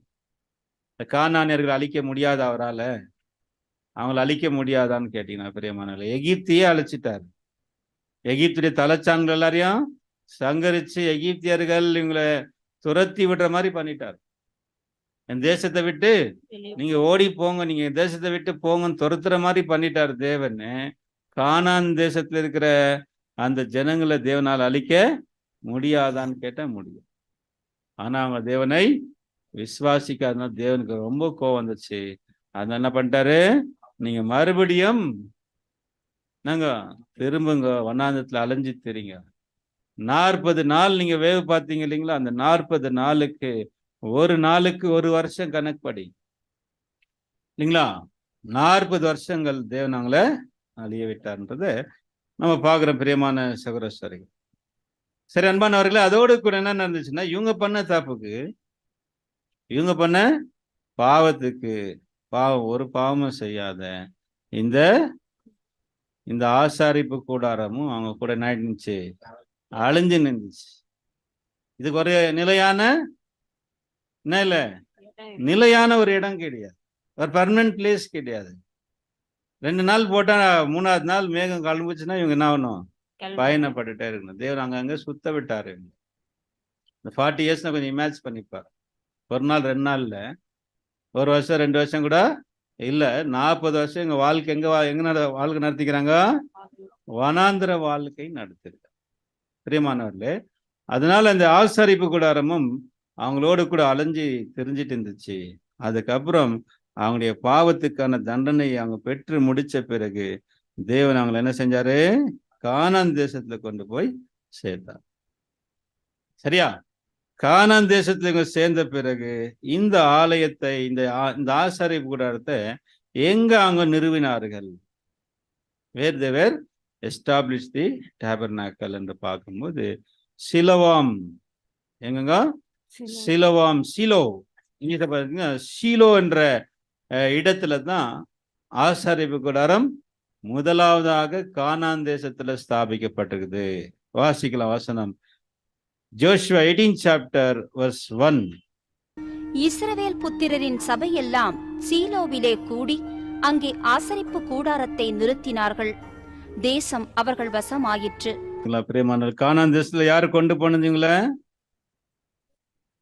யார் எந்த லீடர் கொண்டு போனாராங்களே இஸ்ரேல் மக்களை? ஜோஷ். Next Moses. ஆனா மோசேனால என்ன பண்ண முடியலங்க? மோசேனாலேயே பாவம் கானான் தேசத்துக்குள்ள போக முடியல பிரியமான சகோதர சரிகளே. அதனால ஜோஷுவா அவங்கள கானான் தேசத்துக்கு உட்படுத்தினார் என்று நாம் பார்க்கிறோம். சரி பிரியமானவர்களே, கவனிங்க. அங்க எங்க போனாங்களா? சீலோவில. அவங்க கானான் தேசத்துல எந்த இடத்துல அவங்க இது பண்ணாங்கன்னு பார்க்கும்போது சீலோ. சீலோ வந்து எருசலேமுக்கு வட திசையில இருக்கக்கூடிய ஒரு சிறிய ஊரு. அந்த இடத்துல தான் முதலாவதாக ஆசாரிப்பு கூடாரம் ஸ்தாபிக்கப்பட்டது என்று நம்ம பார்க்கணும். சரி, யாரு சொல்றீங்க பார்க்கலாம்? யாரு சொல்றீங்கன்னு பார்க்கலாம். சீலோவில் ஸ்தாபிக்கப்பட்டு அங்கே யார் பிரதான ஆசாரியரா இருந்தாராங்க? டக்குன்னு சொல்லிடுங்க. ஆறு நல்லா கானான் தேசம் இதுல வனாந்தத்தை செத்துட்டாரு. எலியேசர். எலியேசரா? ஏலி. Very good sister. நான் ஞாபகம் வச்சுன்னு நினைக்கிறேன். அன்பான சகோதரர்களே, சீலோவில் ஆசாரிப்பு கூடாரம் ஸ்தாபிக்கப்பட்டுச்சு. அப்போ யார் ஆசாரியரா இருந்தாரு? ஏலி அப்போது ஆசாரியராக இருந்திருக்கிறார். சரிங்களா? ஏலி யாரு தெரியலீங்களா? சாமுவேலுக்கு குரு. Okay, high priest. ஏலி வந்து பிரதான ஆசாரி, இஸ் ஹை பிரீஸ்ட். இவருடைய காலத்துல தான் சாமுவேல் பிறந்தார். சாமுவேல் தீர்க்கதரிசி இல்லைங்களா? பிறந்தார், ரொம்ப பெரிய தீர்க்கதரிசி இல்லைங்களா? அவர் பிறந்த போது இந்த ஆசாரியர்கிட்ட தான் கொண்டு போய் விடப்பட்டது. அப்போ ஆசாரிப்பு கூட எங்க இருந்துச்சுன்னு ரெக்கார்டு நம்ம வாசிக்கும் போது 1 சாமுவேல் கூட வாசிங்க. அதுல கூட அங்க சொல்லப்பட்டிருக்குது. 1 சாமுவேல் 1 சாப்டர் verse 1 வாசிக்கலாம் பாருங்க. எப்பிராயிம் மலை தேசத்தில் இருக்கிற சோப்பிம் என்னப்பட்ட ராமதாயிம் ஊரானாகிய ஒரு மனுஷன் இருந்தான். அவனுக்கு எல்கானா என்று பேர். அவன் எப்பிராயிமியனாகிய சூப்புக்கு பிறந்த தோகுவின் குமாரனாகிய எலிகூவின் மகனான எரோகாமின் புத்திரன். ஓகே, 3 வசனம் படிங்க சார். 3rd verse. அந்த மனுஷன் சீலோவிலே சேனைகளின் கர்த்தரை பணிந்து கொள்ளவும் அவருக்கு பலியிடவும் வருஷந்தோறும் தன் ஊரிலிருந்து போய் வருவான். அங்கே கர்த்தரின் ஆசாரியரான ஏலியின் 2 குமாரராகிய ஓப்னியும் பினெகாசும் இருந்தார்கள். அன்புக்குரிய சகோதரரை நாம் பார்க்கிறோம். அந்த மனுஷன் சீலோவிலே சேனைகளின் கர்த்தரை பணிந்து கொள்ள அங்க என்ன செய்வாரு? வருஷம் போவார். எங்க போயிருக்கிறாரு? எல்கானா இருக்கிறார் இல்லைங்களா? அவரு எப்ராயிம் மலை தேசத்துல இருந்தவரு. அப்புறம் அங்க என்ன செய்யறாரு? சீலோவுக்கு போறார். ஓகேங்களா? அப்போ அங்க யார் இருந்திருக்கிறார்? ஆசாரியனா ஏலி அப்போது ஆசாரியனாக இருந்திருக்கிறாரு. ஓகேங்களா? அவருடைய குமாரர்கள் ஓப்னி, பினெகாஸ். ஓகேங்களா? சரி, இப்போ அடுத்ததாக நாம் பார்க்கும்போது இந்த ஆசாரிப்பு கூடாரம் இதோடைய ஒரு ஹிஸ்டரி பார்க்குறோம். இப்போ நம்ம இந்த ஆசாரிப்பு கூடாரம் 40 வருஷம் வனாந்தரத்துல இருந்துச்சு. அதுக்கப்புறம் அது கானான் தேசத்துல போய் சேர்ந்தப்பட்டு எங்க ஸ்தாபிக்கப்பட்டுச்சு? சீலோ. ஞாபகத்துல வச்சுங்க, சீலோவில ஞாபகப்பட்டுச்சு. அப்ப அதோடைய high priest Eli is the high priest of the tabernacle. Okay, சரி. இப்ப அடுத்து அந்த ஆசாரிப்பு கூடாரத்துடைய சரித்திரத்தை நம்ம அப்படியே தேடும் போது இந்த சாமுவேலுடைய காலம் இல்லைங்களா? சாமுவேல் பிறந்த போது சீலோல இருந்திருக்கு. சவுல் ராஜாவான பிறகு அப்படின்னா சுமார் எவ்வளவு காலங்கள் அப்படி ஆச்சுன்னு பாத்தீங்கன்னா, இப்ப சாமுவேல்ல இருந்து சவுல் ராஜாவாகிற வரைக்கும் காலப்பகுதியில் நாம் பார்க்கும்போது பிரியமான சகோதரர்கள, சவுல் ராஜாவாயி தாவீது வந்த போது இந்த ஆசாரிப்பு கூடாரம் எங்கே மாற்றப்பட்டிருக்கு? எங்கே அது மாற்றப்பட்டிருக்குன்னு பார்க்கும்போது நோபுல் அது இருந்ததாக பைபிள் நமக்கு சொல்லுது. அது எப்படியோ சீலோவிலிருந்து அது அங்கிருந்து எடுக்கப்பட்டு எங்க கொண்டு வந்திருக்கிறாங்க? நோபுக்கு கொண்டு வந்திருக்கிறார்கள். நம்ம அது வசனத்துல வாசிக்கிறோம். யாருடைய காலத்துலனாக்கா சவுலுடைய காலத்துல, சவுல் ராஜாவா இருந்த காலத்துல ஆசாரிப்பு கூடாரம் எங்க இருந்திருக்கு? நோபுன்ற சிலோவிலிருந்து நோபுக்கு மாற்றப்பட்டிருக்கிறதாக நம்ம வசனத்துல வாசிக்கிறோம். 1 சாமுவேல் 21 அதிகாரம் 1 வசனம். 1 சாமுவேல் 21 verse 1. தாவீது நோபில் இருக்கிற ஆசாரியனாகிய அகிமெலேக்கினிடத்தில் போனான். அகிமெலேக்கு நடுக்கத்தோடே தாவீதுக்கு எதிர்கொண்டு போய், ஒருவரும் உம்மோடே கூட வராமல் நீர் ஒண்டியாய் வருகிறது என்ன என்று அவனை கேட்டான். பாத்தீங்களா பிரியமான சகோதரர்ல, அப்ப தாவீது எங்க போனாரா? நோபில் இருக்கிற ஆசாரனாகிய அபிமெலேக்கிடத்திற்கு போனான். இல்லைங்களா? தாவீது சவுலுக்கு பயந்து போறார் இல்லைங்களா? சவுலுக்கு பயந்து போகும்போது அவர் எங்க போறார் அப்படின்னு பார்க்கும்போது நோபுக்கு போறார். நோபுல தான் அங்க ஆசாரிப்பு கூடாரம் இருந்துச்சு. அப்போ ஆசாரியரா யார் இருந்தாரு? Abimelech. Abimelech is the high priest when the tabernacle is in Nob. சரிங்களா? இப்ப அவர்கிட்ட போறார் தாவீது. அப்ப என்ன நடந்துச்சு தெரியுங்களா? அந்த சம்பவம் யாராவது சொல்றீங்களா? Very good. தாவீது என்ன கேட்டாரு? சாப்பிட ஏதாவது இருக்கான்னு கேட்டார். பாவம் சாப்பாடு கூட இல்லாம அழிஞ்சிட்டு இருந்துக்கிறாரு. சாப்பாடு ஏதாவது இருக்குதா, குசிக்கு ஏதாவது இருக்கான்னு கேட்ட போது அங்க சாப்பாடு எதுவுமே இல்லை. என்ன இருந்துச்சு? சமூகத்தப்பத்து அப்பங்கள் இருந்துச்சு, ஷூபிரெட்ஸ் இல்லைங்களா? அந்த அப்பம் வந்து யார் மாத்திரம் சாப்பிடணும்? ஆசாரியர்கள் மாத்திரம்தான் சாப்பிடணும், வேற யாரும் சாப்பிடக்கூடாது இல்லைங்களா? அது வேற யாரும் சாப்பிடக்கூடாது. இப்ப அபிமெலேக்கு என்ன சொல்றாரு? அந்த அப்பத்தை தாவீதுக்கு அவனோடு கூட இருந்தவங்களுக்கு கொடுத்தாருன்ட்டு நம்ம பார்க்க. எப்படி கொடுத்துட்டாரு அவரு? தப்பு தானே அது.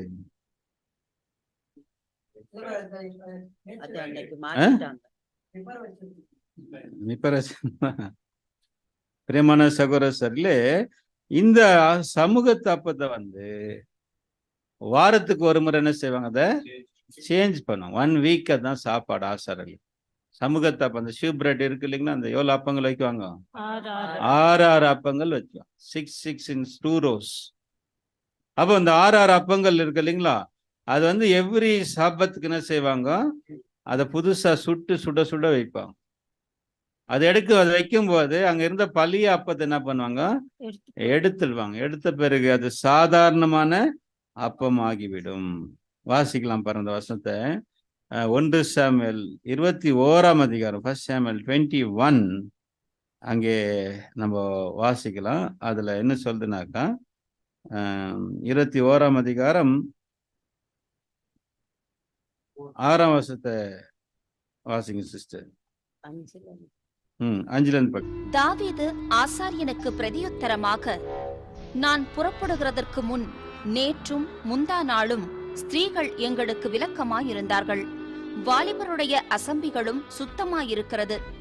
இன்றைய தினம் வேறே அப்பம் பாத்திரத்தில் பிரதிஷ்டை பண்ணப்பட்டதினால் இது சாதாரணமாயிற்றே என்றான். பாத்தீங்களா பிரியமான சகோதரர்கள், என்ன சொல்லிட்டாரு? வேற அப்பம் பிரதிஷ்டை செய்யப்பட்டதுனால இது என்ன ஆயிடுச்சுங்களா? இது சாதாரணமான அப்பம் ஆயிடுச்சு. இதை குறிச்சு வேற யாராவது பேசி இருக்கிறாங்க? இந்த மேட்ரு, இந்த மேட்ரு யார பேசுறாரு? ஆண்டவராகிய இயேசு பேசி இருக்கிறாரு. எப்ப பேசினாருங்க? எந்த சூழ்நிலையில பேசினாரு? Very good. சீசர்கள் என்ன செஞ்சாங்க? ஓய்வு நாள்ல இந்த கதிர்களை வந்து அதை கொய்து சாப்பிட்டாங்க. அப்ப பரிசேயர்கள் அவங்க குற்றம் படுத்தும் போதுதான் இந்த விஷயத்த என்ன பண்ண ஆண்டவரு? தாவீது சாப்பிட்டு இருக்கிறாரு. ஆசாரியர்கள் தவிர வேற யாரும் சாப்பிடத்தகாத அப்பங்களை இவங்க சாப்பிட்டு இருக்கிறாங்களேன்னு சொல்லி இருக்கிறார். அதனால பிரியமான சகோதரர் அங்க சொல்றாரு, நீங்க வந்து என்ன பண்ணாதீங்க, இப்படி ஜட்ஜ் பண்ணாதீங்க இல்லைங்களா? சூழ்நிலைகள் எப்படி இருந்துச்சு தாவீதுக்கு? அங்க பசி இருக்கிறவங்களுக்கு சாப்பாடு கொடுக்கறது தான் தேவன் விரும்புவாரு இல்லைங்களா? ஐயோயோ இது சாப்பிடக்கூடாது அப்படின்னு தேவன் பட்னியா போடுவாரா? பிரியமான சகோதர சகோதரிகளே, லா சட்டங்கள் எல்லாம் கொடுத்தது எதுக்காகன்னா மனிதனுடைய நன்மைகளுக்கா. ஒண்ணுமே இல்லாம அவங்க சாப்பாடு இருந்து போய் துணிச்சலா சாப்பிட்டா அது பாவம். வேற சாப்பாடு இருக்குது, ஆனா அதை விட்டுட்டு போய் கர்த்தருடைய அப்பத்தை, சமூகத்தை அப்பத்தை அவங்க எடுத்து சாப்பிட்டு இருந்தா அது நாங்க அது துணிச்சல், அது பாவம். ஆனா அங்க என்ன இல்லை? வேற அப்பமும் இல்லை, பசியில் என்ன ஆயிட்டுக்கிறாங்க இவங்கெல்லாம்? பசியில வாடிட்டு இருக்கிறாங்க. பசி இருக்கிறவங்களுக்கு ஆகாரம் கொடுக்கறது தான் தேவனுக்கு உகந்த உபவாசம் கூட சொல்லிட்டு இருக்கிறார் இல்லைங்களா? பசி இருக்கிறவங்கன்னா கூட ஆகாரத்தை கொடுக்கறது தான் எனக்கு உகந்த உபவாசம் அப்படின்னு சொல்லிட்டு. பாஸ்டிங்னா என்னன்னாக்கா பிரியமானவர்களே, மற்றவங்களுக்கு சாப்பாடு இல்லாதவங்களுக்கு சாப்பாடு கொடுக்கறது தான் ஃபாஸ்டிங். ஆண்டவர் விரும்புகிற ஃபாஸ்டிங். சரிங்களா பிரியமான சகோதர சரிகளே? சரி, இப்போ ஆசரிப்பு கூடாரம் நம்ம அதோடைய சரித்திரத்தை பார்த்துட்டு இருக்கிறோம். வனாந்தரத்திலிருந்து சீலோக்கு வந்துச்சு, சீலோலேருந்து நோபுக்கு அது மாற்றப்பட்டிருக்கு. நோபுல தாவீது அங்க போய் அவர்கிட்ட அப்பா வாங்கினார். வேற ஏதாவது வாங்கினாரா? வேற ஏதாவது கேட்டாரா தாவீது? Very good. தாவீது என்ன கேட்டாரு? ஏதாவது பட்டை ஏதாவது இருக்குதா, ஆயுதம் ஏதாவது இருக்குதான்னு கேட்ட போது எந்த ஆயுதம் இல்லை. எந்த ஆயுதம் கொடுத்தாரு? Very good. The sword of Goliath. கோலியாத்துடைய பட்டயம் தான் இருந்துச்சு. தாவீது என்ன சொன்னாருங்க? இதுக்கு நிகரு இல்லை. ஏன்னா அந்த மாதிரி பத்தி வச்சிருந்துக்கிறாரு யாரு? கோலியாத். அப்பனா தாவீது ரொம்ப நாள் யுத்தம் பண்ணார் இல்லைங்களா? யாருடைய கத்தி வச்சு சண்டை போட்டுக்கிறாரு? கோலியாத்துடைய பட்டயத்தை தான் அவர் யூஸ் பண்ணியிருக்காரு. பிரியமான சகோதர சரிகளே, அப்பனா தாவீது கொண்டு வந்த கோலியாத்துடைய பட்டயத்தை எங்க வச்சிருந்துருக்கிறாங்க? ஆசரிப்பு கூடாரத்துல வச்சிருக்கிறாங்க இல்லைங்களா கோலியாத்து? அப்பனா அந்த காலகட்டங்கள்ல ஆசரிப்பு கூடாரம் எங்க இருந்து இருக்குது? நோபுல இருந்திருக்கு. சரிங்களா? சரி பிரியமானவர்கள், அடுத்ததாக நம்ம ஆசரிப்பு கூடாரத்தை சரித்திரத்தை பைபிளை நம்ம தேடும் போது நமக்கு எங்க கிடைக்குது? மறுபடியும் ஆசரிப்பு கூடாரம் எங்கே மாற்றப்பட்டிருந்துச்சு அப்படின்னு பார்க்கும்போது அங்கிருந்து கிபியோன் என்ற இடத்துக்கு மாற்றப்பட்டது. எங்கிருந்து? கிபியோன் என்ற இடத்துக்கு மாற்றப்பட்டதாக நமக்கு வசனம் சொல்லுது. பைபிள் வசனம் நமக்கு சொல்லப்படுது. யாருடைய காலம் அப்படின்னு பார்க்கும்போது இது கூட தாவீதுடைய காலத்துல தாவீது ஆட்சிக்கு வந்துட்டார். தாவீது ஆட்சிக்கு வந்துட்டு அந்த கால பகுதியில், அந்த காலகட்டத்துல சவுலுடைய ஆட்சி காலத்துல நோபுல இருந்திருக்கு. அங்க இருந்து எங்க போயிருக்குது? கிபியோனுக்கு போயிடுது. வாசிக்கலாம். 1 நாளாகமம் 21ஆம் அதிகாரத்துல 29ஆம் வசனம். 1 Chronicles 21:29 படிக்கலாம். மோசே வனாந்தரத்தில் உண்டாக்கின கர்த்தருடைய வாசஸ்தலமும் சர்வாங்க தகன பலிபீடமும் அக்காலத்திலே கிபியோனின் மேட்டில் இருந்தது. பாத்தீங்களா எங்க இருந்துச்சுங்களா? வசனம் சொல்லுது. இது யாருடைய காலப்பகுதி? தாவீதுடைய ஆட்சி காலத்துல. தாவீதுடைய தப்பு பண்றாரு இல்லைங்களா? தாவீது என்ன பண்ணாரு தெரியுங்களா? ஜனங்களை எண்றாரு. Counting the people.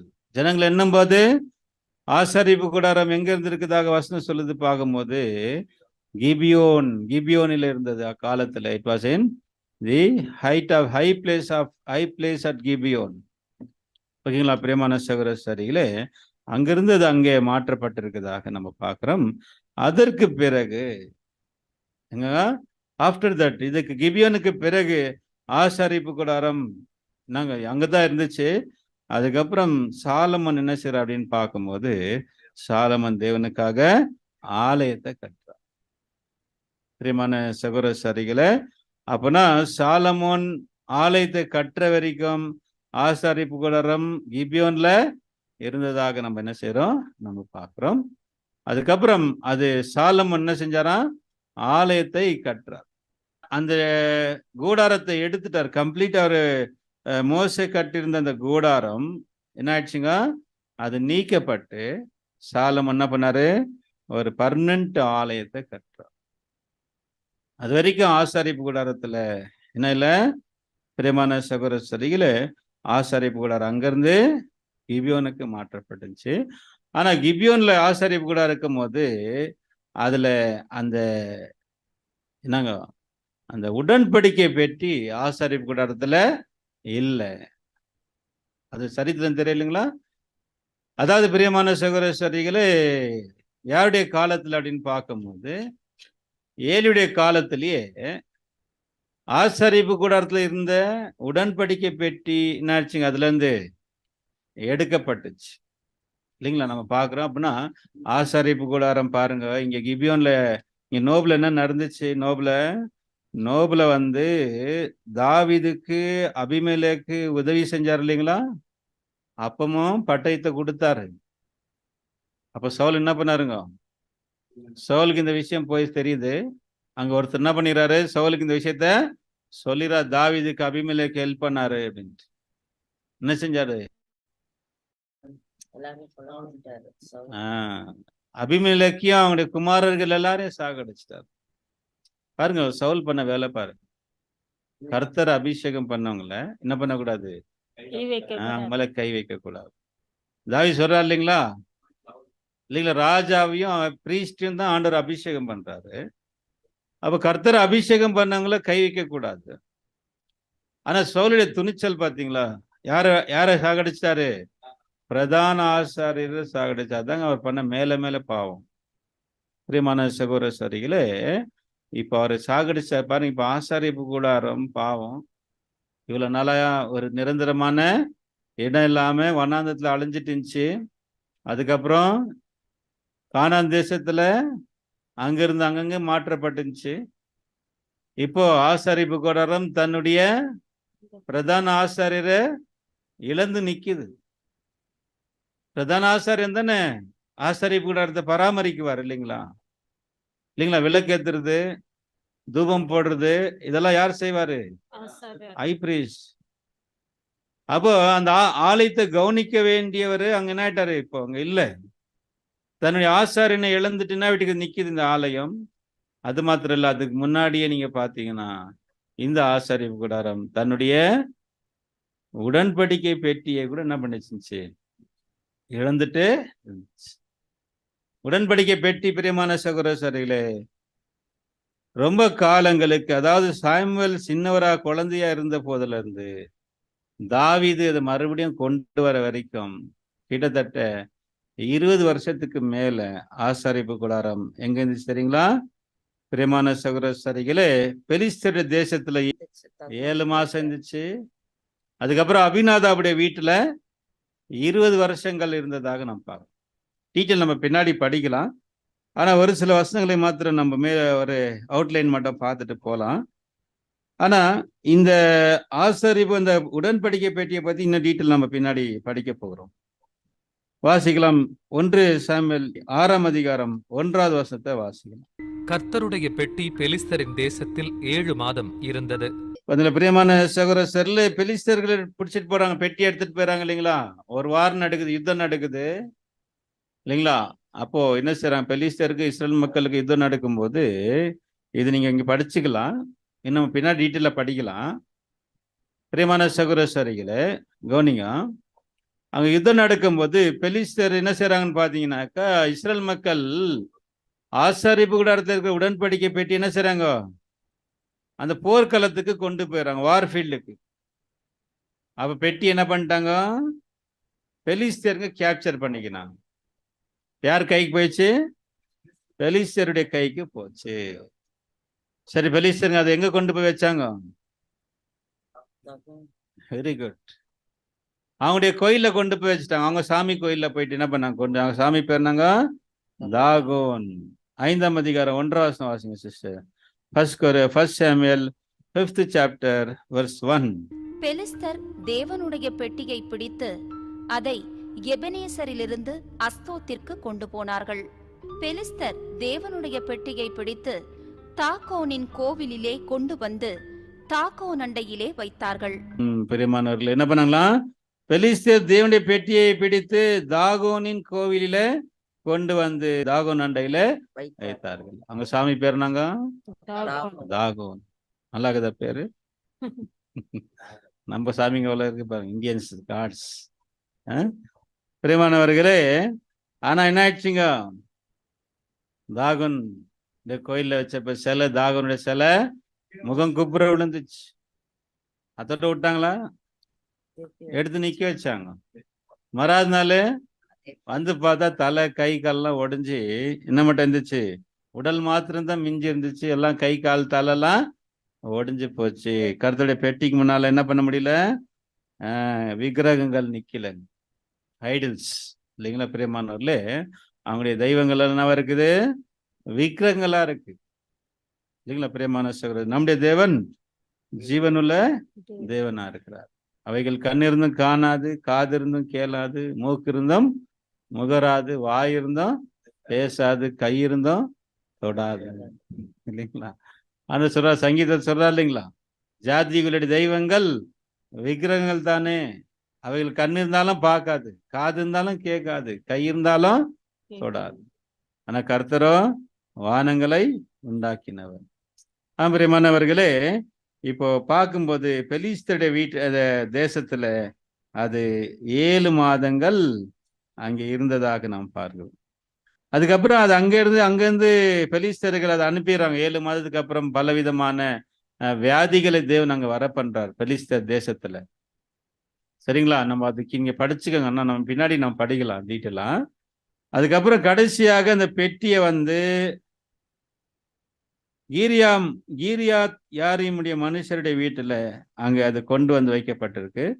அதை வாசிக்கலாம். 7ஆம் அதிகாரம், 1 சாமுவேல் 7ஆம் அதிகாரம் 1-2 வசனங்கள் வாசிங்க. 1 சாமுவேல் 7 chapters 1 and 2.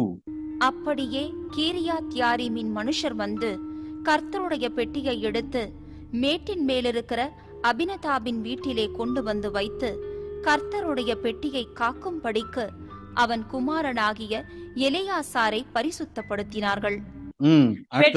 பெட்டி கீரியாத் யாரீமிலே அநேக நாள் தங்கி இருந்தது. 20 வருஷம் அங்கேயே இருந்தது.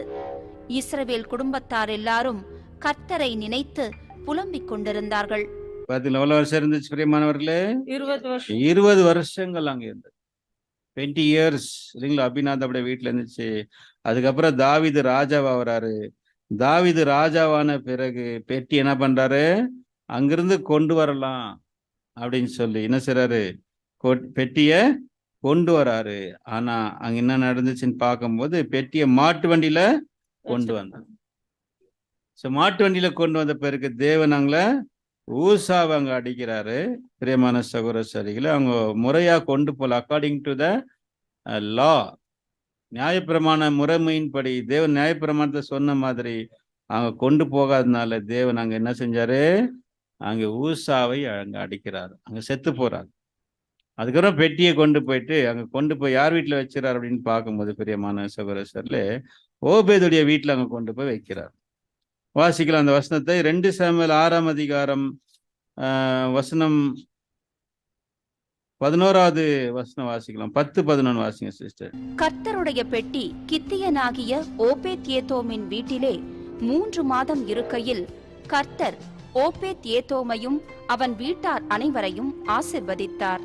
பாத்தீங்களா பிரியமான சகோதரர்கள், அதுக்கப்புறம் அவங்க வீட்டுல 3 மாசம் இருந்ததாக நாம் பாக்குறோம். சொல்லுங்க, இப்போ எங்கெங்க யாராங்க எந்த நேரத்துல இருந்துச்சு பெட்டி? பெலிஸ்தர் தேசத்துல 7 மாசம் இருந்துச்சு. அப்புறம் அபிநாதாவுடைய வீட்டுல 20 வருஷங்கள் இருந்துச்சு. அதுக்கப்புறம் ஓபேத்துடைய வீட்டுல 3 மாதங்கள் இருந்துச்சு. அதுக்கப்புறம் தாவீது என்ன செய்றாரு, ஒரு புது டென்ட் போட்டு கூடாரம் போட்டு என்ன செய்றாரு, பெட்டி ஏத்துன்னு வந்து அவருடைய தாவீதுடைய நகரத்துக்கு கொண்டு வரார். City of David, tabernacle. அப்புறம் அந்த பெட்டி எங்க கொண்டு வரப்படுது அப்படின்னு பாத்தீங்கன்னாக்கா தாவீதுடைய நகரத்துக்கு கொண்டு வரப்பட்டு, தாவீது அதுக்கு என்ன செய்யறான்னு பார்க்கும்போது ஒரு புது டென்ட் போடுறார். வாசிக்கலாம் வாங்க அந்த வசனத்தை. 1 நாளாகமம் 15ஆம் அதிகாரத்துல 1வது வசனத்தை வாசிக்கலாம். அவன் தனக்கு தாவீதின் நகரத்தில் வீடுகளை உண்டாக்கி தேவனுடைய பெட்டிக்கு ஒரு ஸ்தலத்தை ஆயத்தப்படுத்தி அதற்கு ஒரு கூடாரத்தை போட்டான். பாத்தீங்களா, அதுக்கு ஒரு கூடாரத்தை போட்டான். தாவீது ஒரு புது டென்ட் போடுறாரு. பிரியமான சகோதரர்களே, எதுக்குன்னு பார்க்கும்போது இந்த ஒரு பெட்டிக்காக. ஓகேங்களா? அப்போ மோசே கட்டினதான அந்த கூடாரம் எடுக்கப்பட்டு தாவீது அதுக்கு ஒரு கூடாரத்தை போட்டாரு. அவர் அடுத்த வசனம் வாசிக்கலாம். பிற்பாடு தாவீது, லேவியர் ஒழிய வேறொருவரும் தேவனுடைய பெட்டியை எடுக்கலாகாது, தேவனுடைய பெட்டியை எடுக்கவும் என்றைக்கும் அவருக்கு பணிவிடை செய்யவும் அவர்களையே கர்த்தர் தெரிந்து கொண்டார் என்றான். பாத்தீங்களா பிரியமான சகோதரர்கள், அப்படின்னா அந்த ஆசாரிப்பு கூடாரத்துடைய அந்த பெட்டி அன்புக்குரியவர்களே அநேக காலங்கள் எங்கே இல்ல, ஆசாரிப்பு கூடாரத்துல இல்ல. அது இருக்க வேண்டிய இடம் எதுங்க? ஆசாரிப்பு கூடாரம் எந்த இடத்துல? மகா பரிசுத்த ஸ்தலத்துல இருக்கு. மோஸ்ட் ஒலியில தான் அது இருக்குன்னா அது இருக்க வேண்டிய ப்ராப்பர் பிளேஸ். ஆனா அது அந்த இடத்துல இல்லாம அநேக காலங்கள் நடிச்சு அது அங்கே இங்கே அழிஞ்சு. பரிதாபமான நிலை. யாருடைய நிலை? ஆசாரிப்பு கூடாரத்துடைய நிலை. நாங்க அதுக்கு தன்னுடைய ஆசாரியனை இழந்துச்சு, தன்னுடைய உடன்படிக்கை பெட்டி இழந்து அங்கே இங்கேன்னு அவங்கவுங்க வீட்டுல என்ன ஆயிட்டுக்குது, அது இருக்க வேண்டிய இடத்துல இல்லாம, அது இருக்க வேண்டிய இடம் இது மகா பரிசுத்த ஸ்தலம், அது இல்லாம அபிநாதாவுடைய வீட்டு, அங்க ஓபேதுடைய வீட்டு, கடைசியா தாவீது தன் ஆட்சிக்கு வந்த பிறகு பாருங்க, கவனிக்க வேண்டிய ஒரு விஷயம் நான் அன்புவர்களே, தாவீது ஆட்சிக்கு வந்து அவருடைய ராஜ்யம் ஸ்திரப்பட்ட உடனே, அவருடைய ராஜ்யம் ஆச்சுங்க ஸ்திரப்பட்ட உடனே, அமைதி ஆன உடனே அவருடைய கவனம் எங்க திரும்பிச்சு அப்படின்னு பார்க்கும்போது ஸ்பிரிச்சுவாலிட்டியில தேவனுடைய ஆலயத்து பக்கம் திரும்பிச்சு. அவர் ஃபர்ஸ்ட் கவனம் அங்கத்தான். இல்லை எவ்வளவு சந்தோஷப்பட்டார் இல்லைங்க தாவீது. தாவீது அந்த உடன்படிக்கை கொண்டு வரும்போது என்ன பண்ணார் தெரியுங்களா? பயங்கர டான்ஸ் இல்லைங்களா? என்ன டான்ஸு, தன்னையே மறந்து தன்னுடைய வஸ்திரத்தெல்லாம் கலட்டி போட்டார் இல்லைங்களா? அவர் மேல் வஸ்திரத்தெல்லாம் கலட்டி போட்டு ஆடிட்டு இருக்கிறார். அந்த அளவுக்கு என்னங்க, எப்ப அந்த மாதிரி ஆடுவாங்க? ரொம்ப சந்தோஷமா இருந்தது. சந்தோஷம் என்னங்க, தாங்க முடியாத சந்தோஷம் வந்துச்சுன்னா என்ன பண்ணாங்க? கண்ட்ரோல் பண்ண முடியாது. என்ன முடியாது? இந்த மகிழ்ச்சியை கண்ட்ரோல் பண்ண முடியாதுதான் தாவீதா அந்த சல்ட் ஆவத்துட்டு டான்ஸ் ஆடிட்டு வர்றாரு. தான் ராஜான்றது மறந்துட்டார்.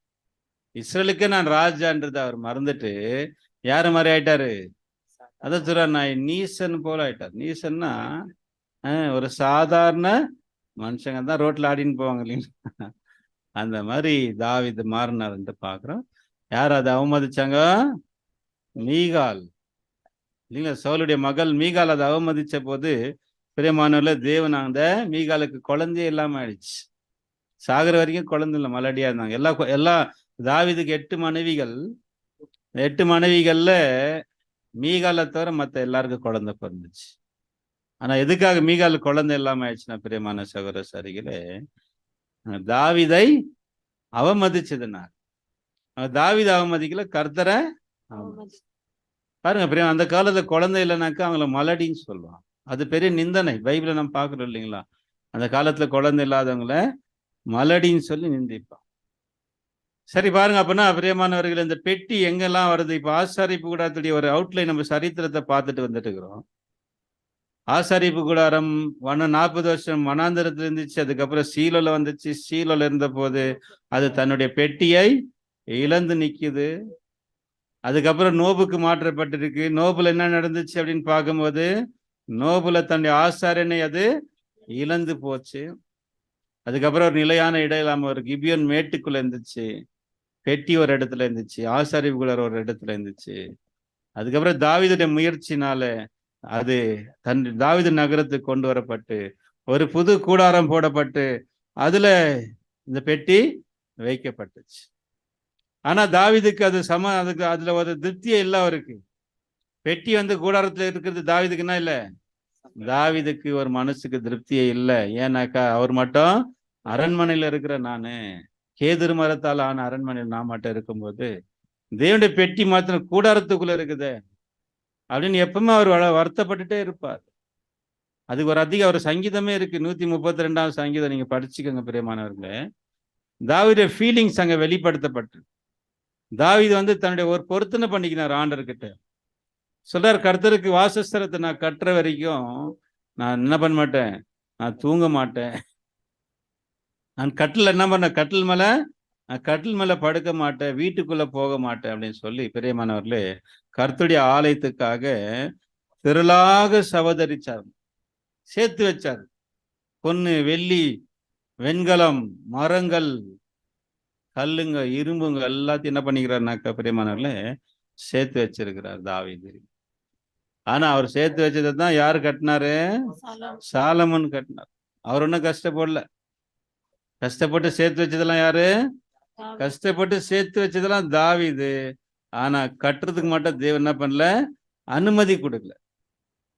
தாவீதை கன்ஸ்ட்ரக்ட் பண்றதுக்கு அனுமதி கொடுத்திருந்தா தாவீது சாலமோனை விட இன்னும் கிராண்டா கட்டியிருப்பார் நம்ம நினைக்கலாம். சரிங்களா? சாலமன் ஆலயத்தை கட்டினார் இல்லைங்களா? ஒருவேளை தாவீது கட்டியிருந்தா தாவீதுக்கும் சாலமனுக்கு என்ன டிஃபரன்ஸ்? தாவீது சாலமன் கட்டினது வந்து ஒரு கடமைக்காக கட்டினார். சொன்னாங்க. அதாவது அப்பா கொடுத்த வாக்க நிறைவேற்றணுன்ற ஒரு கடமைக்காக தான் செஞ்சு முடிச்சாரு. அப்புறம் அது முடிஞ்ச பிறகு அவர் வழியை வேற பக்கம் போயிடுச்சு. நீங்க நான் படிக்கிறோம் இல்லைங்களா, 7 வருஷம் ஆலயத்தை கட்டுறதுக்கு அவர் எடுத்துக்கினாரு.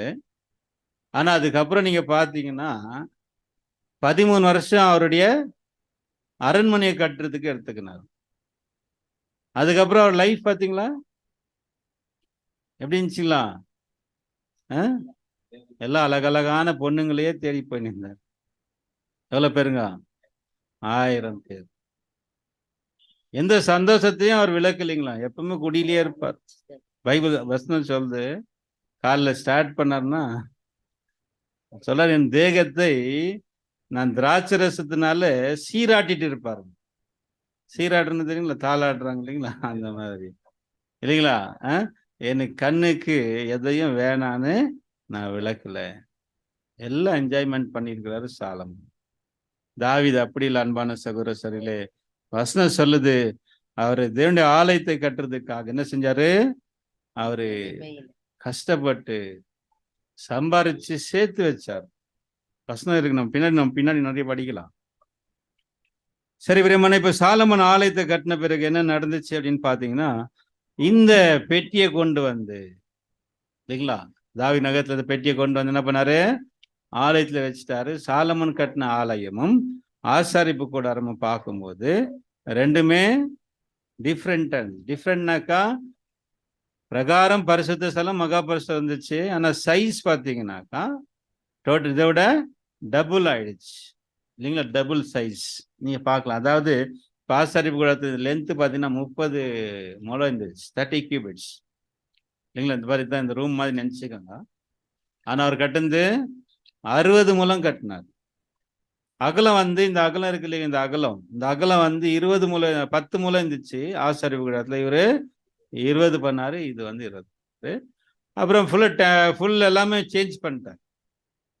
சாலமுடைய ஆலயத்துல பலிபீடம் சேஞ்ச் ஆயிடுச்சு, தண்ணி தொட்டி சேஞ்ச் ஆயிடுச்சு, சமூக தப்பம், குத்து விளக்கு எல்லாத்தையும் அவரு புதுசா செஞ்சு வச்சாரு.